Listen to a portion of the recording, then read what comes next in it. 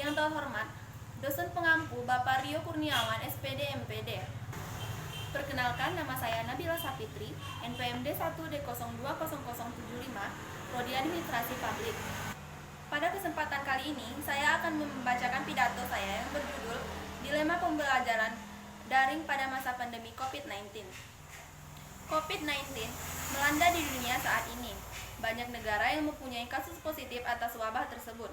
Dilaporkan dari portal World Health Organization bahwa hingga Kamis 23 April 2020 sebanyak 2.549.632 kasus positif dan 175.825 kasus kematian.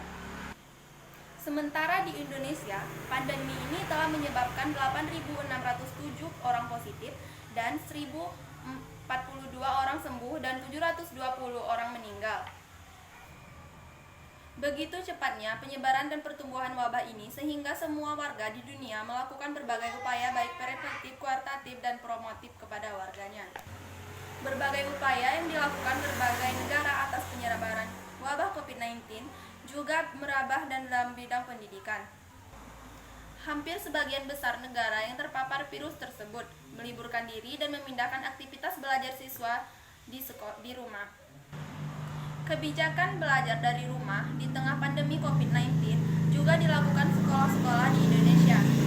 Kebijakan ini didasarkan pada surat edaran Mendikbud nomor 4 tahun 2020 tentang pelaksanaan kebijakan pendidikan dalam masa darurat penyebaran COVID-19. Salah satu isi surat edaran tersebut adalah memberikan himbauan untuk belajar dari rumah melalui pembelajaran daring atau pembelajaran jarak jauh.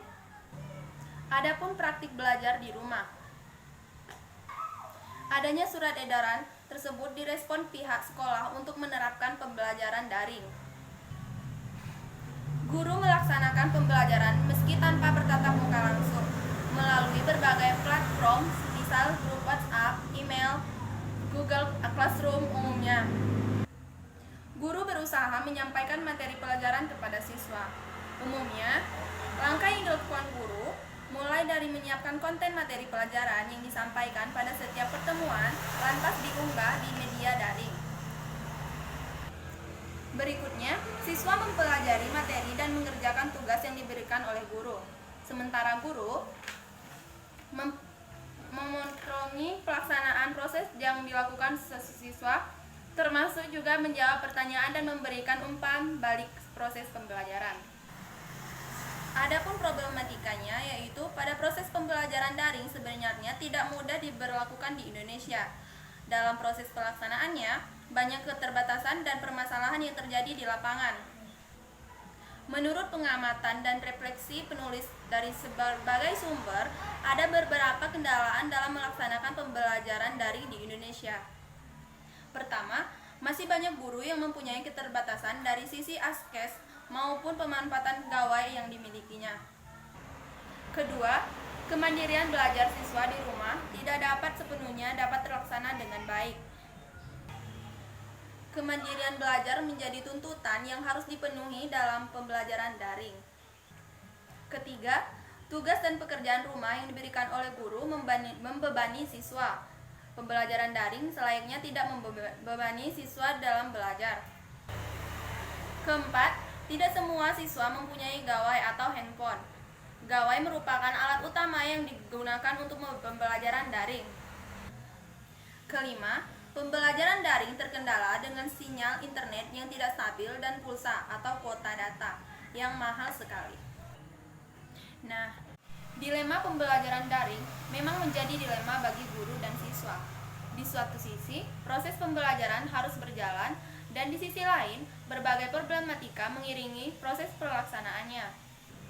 Kemudian, adapun alternatif dan solusi pembelajaran daring dalam masa pandemi COVID-19 seperti saat ini adalah suatu keniscayaan. Dengan dalih untuk mengurangi kerumunan massa dan menegakkan aturan menjaga jarak sosial atau social distancing, pembelajaran daring menjadi pilihan. Problematika yang muncul dalam pelaksanaannya seperti yang disebutkan di depan tentu tidak boleh dibiarkan terus berlanjut. Perlu langkah-langkah strategis dan bijak yang diambil oleh seluruh stakeholders untuk melakukan kebijakan ini. Pertama, guru perlu belajar untuk terus mengasah kemampuan dan kreativitasnya dalam menyajikan konten pembelajaran yang bermutu dan memikat daya tarik serta memberikan pemahaman bagi siswa. Kedua, pekerjaan rumah dan penugasan sebisa mungkin tidak membebani siswa sehingga tidak mengganggu kesehatan fisik dan psikis siswa. Ketiga, orang tua harus mengalokasikan kesediaan waktu untuk mendampingi putra-putrinya selama belajar di rumah. Keempat, siswa tidak bisa mengikuti pembelajaran daring karena tidak punya gawai atau sinyal yang tidak stabil. Perlu solusi yang bijak agar mempunyai hak yang sama untuk belajar seperti teman-temannya yang lain dengan kekhususannya. Kelima, bagi siswa yang terkendala dengan pulsa atau kuota data yang mahal, maka pihak sekolah dapat memfasilitasinya dengan sesama memberikan pulsa dan dana subsidi tertentu.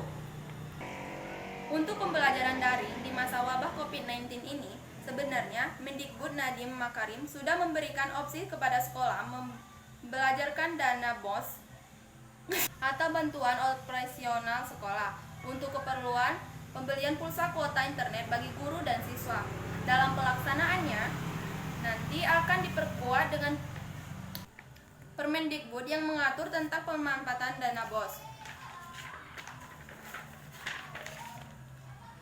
Berbagai alternatif di atas selayaknya bisa dijadikan inspirasi dan masukan berharga untuk kita semua, terutama sekolah, guru, orang tua, dan pemangkau kebijakan.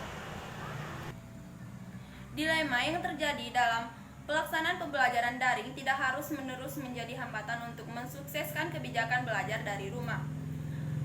Tugas guru untuk mencerdaskan siswa-siswa tetap ditunaikan meski tidak dapat berusaha secara langsung.